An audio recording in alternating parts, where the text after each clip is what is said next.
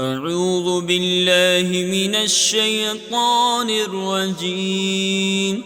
بسم الله الرحمن الرحيم. إذا السماء انفطرت وإذا الكواكب انتثرت وإذا البحار فجرت وإذا القبور بعثرت علمت نفس ما قدمت وأخرت.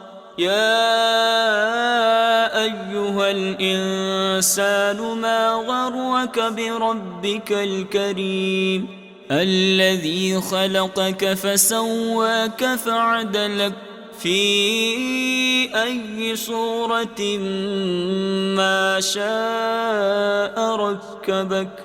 كلا بل تكذبون بالدين وإن عليكم لحافظين كراما كاتبين يعلمون ما تفعلون. إن الأبرار لفي نعيم وإن الفجار لفي جحيم يصلونها يوم الدين وما هم عنها بغائبين.